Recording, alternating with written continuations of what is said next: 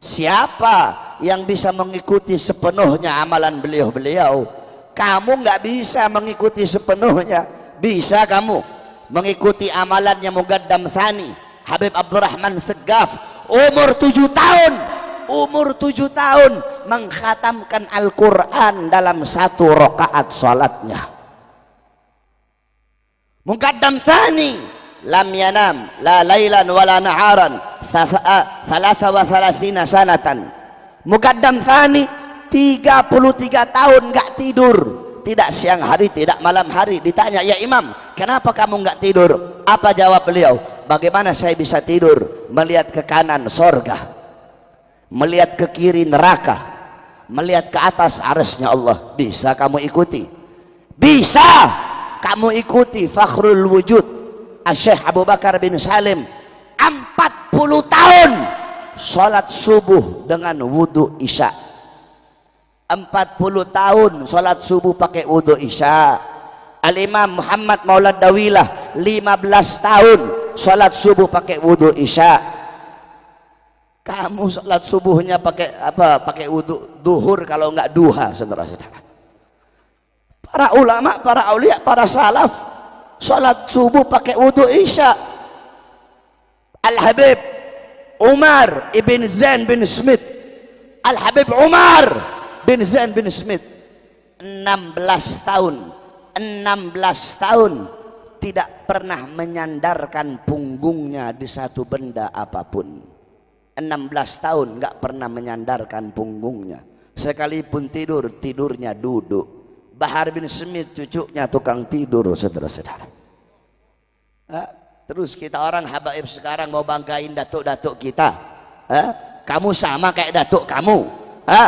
Ajdadukum minal ulama wa antum minal juhala. Ente punya kakek ulama, entenya bodoh. Ajdadukum minas sholihin, ente punya kakek orang soleh. Wa antum minal fasikin wal fajirin wal munafikin, entenya fasik, entenya fajir, entenya munafik, entenya mabuk, entenya narkoba, ente zina, ente melacur. Kita tidak bisa ikuti sepenuhnya. Bisa kamu ikuti Habib Abdullah bin Husain bin Tahir, setiap hari baca la ilaha illallah 25.000 kali, ya Allah ya Allah 25.000 kali, salawat kepada Nabi 25.000 kali. Bisa kamu ikuti Al-Habib Ahmad bin Zaid Al-Habsyi, selama puluhan tahun cuma makan roti kering pakai minyak samin, saudara-saudara. Bisa kamu ikuti beliau-beliau para ulama, para salafun saleh. Al-Habib Abu Bakar bin Abdullah Al-Attas, 1 kali duduk baca Yasin 90.000 kali. 1 kali duduk itu kamu baca Yasin paling banyak 40 kali. Itu pun kalau ada hajat baru ziarah, keluar Batang ada hajat baru baca Yasin 40 kali. Kalau enggak ada hajat mana mau kamu ziarah.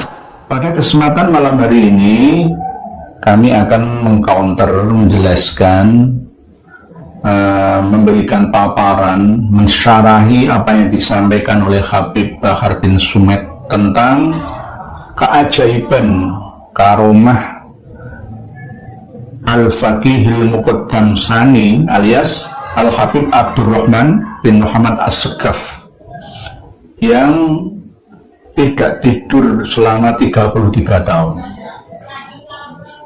Kalau tidak tidur 3 hari 3 malam, saya percaya. Tapi kalau tidak tidur 33 tahun, akal sehat saya belum bisa menerima. Tanyakan kepada seluruh rakyat Indonesia, khususnya yang menguasai di bidang kedokteran, kesehatan. Orang yang tidak tidur 3 atau 4 hari itu akan mengalami halusinasi dan sulit konsentrasi. Tidak tidur selama 7 hari itu dia akan lemas, tak bertenaga, tubuhnya atau fisik jasmanianya. Setelah 7 hari dia akan mengalami malfungsi organ tubuh alias bisa mati. Nah, ini ada cerita karangan bebas dari Habib Bahar bin Sumed. Tidak hanya Habib Bahar bin Sumed, mayoritas Habib. Begitu juga Habib Al-Idrus. Itu juga bercerita dengan cerita yang sama. Cerita ini tidak baru saja saat ini, sejak dulu 5 tahun yang lalu, dan bahkan secara sambung renteng Darut Tasalsul, silsilah rantainya, mata rantainya itu sejak dulu, bahwa memang sudah kita ketahui para Habib itu senengannya bikin karangan cerita bebas sendiri dan minta dipercaya. Dan anehnya jamaah pendengar pengikut para santrinya itu juga ho-ho saja. Ini kan yang aneh dan ajaib, aneh dan nyeleneh, mantok-mantok begitu, mantok-mantok. Habib Abdurrahman bin Muhammad As-Segaf tidak tidur selama 33 tahun. Pas kalau mau tidur itu ya pas menghadap miring ke kanan itu melihat surga beserta kenikmatan fasilitasnya, dan ketika miring kiri itu melihat neraka beserta penghuninya dan isi-isinya, dan jika melihat ke atas itu melihat Arsyur Rahman, singgasana arasy Gusti Allah. Akal sehat manakah yang bisa mempercayai ini? Apakah ini ada dasarnya dari Al-Quran, dari hadis Nabi, atau tidak? Oleh sebab itu malam hari ini saya bawakan kitab Jalailul Bukhari, khusus yang membahas tentang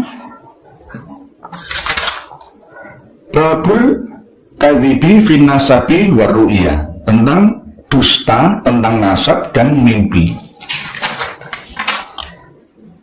Nomor hadis 472. An Wasilah bin Asqa, diceritakan oleh Wasilah bin Asqa radhiyallahu anhu, qala, beliau berkata, qala dawuh sapa Rasulullah sallallahu alaihi wasallam, inna min a'dzamil fira, sesungguhnya termasuk besar-besarnya dusta, ayat da'iyah, yaitu orang yang mengaku nasabnya, ar-rajulu, seseorang, ila ghairi abihi, kepada selain bapaknya. Jadi ngaku-ngaku keturunannya Kanjeng Nabi, saya ini cucu Nabi, saya ini ahli bait Nabi, seperti yang disampaikan oleh Habib-Habib Pirang itu, ya. Habib-Habib muda itu, ya. Au yuria, atau diperlihatkan ainahu, pada pandangan matanya, malam taro, sesuatu yang tidak pernah dilihat, alias bermimpi. Katanya mimpi ini itu, katanya dari Rasulullah. Padahal au yakula, atau dia berkata ala Rasulullah, kepada Rasulullah sallallahu alaihi wasallam, malam yakul, yang Rasulullah tidak pernah menyampaikan. Nah, ini namanya membuat hadis baru sendiri melalui mimpi. Walaupun ru'yal mu'min, ru'yas sholihah, itu adalah bagian daripada 46 jenis kenabian, wahyu kenabian. Tapi bukan masalah kesamaannya, tapi ada kemiripan. Jadi tidak boleh disamakan.